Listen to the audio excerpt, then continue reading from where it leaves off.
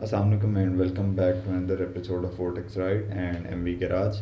تو آج میں بات کروں گا اپنے گیریج کے سب سے بڑے پروجیکٹ کے حوالے سے۔ تھمبنیل پہ تو آپ دیکھ چکے ہوں گے کہ میں الیکٹرک بائک کی بات کر رہا ہوں اور ایگزیکٹلی اسی طرح ہے۔ تو میں نے سوچا اب اس پروجیکٹ کی کمپلیشن پہ ہی میں کچھ چیزوں کو ڈی کلاسیفائی کروں کہ ہم نے کس طریقے سے یہ پروجیکٹ کیری آؤٹ کیا۔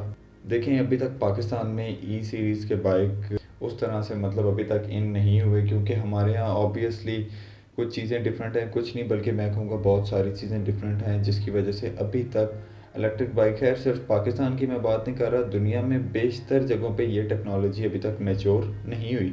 لیکن جس دن یہ ٹیکنالوجی میچور ہو گئی، ٹھیک اسی دن سے آپ پیٹرول انجنس کا ڈکلائن دیکھیں گے اور ان کی آپ ایسکیلیشن بھی دیکھیں گے۔ however ہمارے پاس ایک پروجیکٹ آیا تھا۔ سٹارٹ میں تو میں نے ڈیسائیڈ کیا کہ میں اس کی ویڈیوز بناتا جاؤں گا ساتھ ساتھ، پر پارٹ 1 آپ کو پتہ ہے اپلوڈ کرنے کے بعد میں نے کسی قسم کی کوئی انفارمیشن نہیں دی۔ اس کی وجہ یہ تھی کہ یار اس کی نوعیت کو دیکھتے ہوئے اس چیز کو میں نے تھوڑا سا چھپانا ہی گوارا کیا تھا۔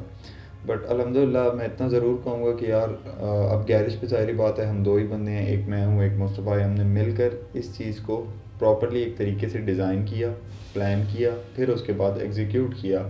ہم نے 2 مہینے میں اس پروجیکٹ کو کامیاب بنایا۔ اب ظاہری بات ہے الیکٹرک بائک کو اسٹڈی کرنا اور اس کے بعد اوور آل اگر آپ دیکھیں تو اس پروجیکٹ میں ہمیں کوئی بھی ریڈی میڈ چیز ہم نے کچھ ایکسیسریز کے علاوہ نہیں لی۔ یہ ہمارا ایک انڈیجنس ڈیزائن ہے۔ اس کی آپ فریم پہ غور کریں، ظاہری بات ہے ڈبل کریڈل فریم ہے، اب تک ایسا فریم کسی نے یہاں پہ بنایا نہیں ہوگا، اور میں شورلی یہ بات کہہ سکتا ہوں۔ اب اس چیز میں ہمیں آبویسلی ٹائم لگا ہے۔ دیکھیں ڈیزائن فیکٹر ہی سب سے زیادہ مشکل فیز ہوتا ہے جب آپ فرام اسکریچ کچھ بھی بلڈ کر رہے ہوتے ہیں۔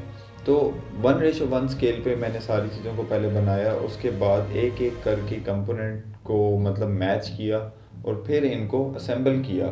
اب اسمبلی کے دوران بھی بہت سارے ایشوز آتے ہیں، پھر ظاہری بات ہے کہ یار فرنٹ ٹو بیک آپ نے تمام چیزوں کو مد نظر رکھنا تھا، اور سب سے بڑی بات ہے کہ آپ نے اس بائک کے ویٹ کو مد نظر رکھنا تھا۔ اب جو الیکٹریکل سیگمنٹ ہے اس بائک کا، اس میں یہ جو پیچھے ہب موٹر ہے یہ 450 واٹ کی ہے، کیونکہ ظاہری بات ہے دیکھیں جب تک بجٹ آپ کے پاس اسٹرانگ نہیں ہوتا آپ کچھ نہیں کر سکتے۔ ابھی بھی یہ بائک ہمارے حساب سے نامکمل ہے، اس میں بہت سارا باڈی ورک ہونا باقی ہے، اس میں بہت ساری امینڈمنٹس ہونی ہیں، اور یہ جو فریم بنایا گیا ہے ہماری طرف سے، اس کے اوپر 4 قسم کی باڈی کٹس آتی ہیں۔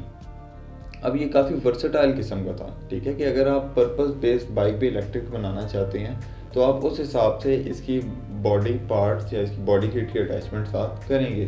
خیر مزید اس کے بارے میں بات کرتے ہیں تو دیکھیں اس کی جو بیٹری ہے وہ اس کو 40 منٹس کے جو ہے بیک اپ ٹائم دے رہی ہے، تقریباً 4 گھنٹے میں پورا چارج ہو جاتا ہے۔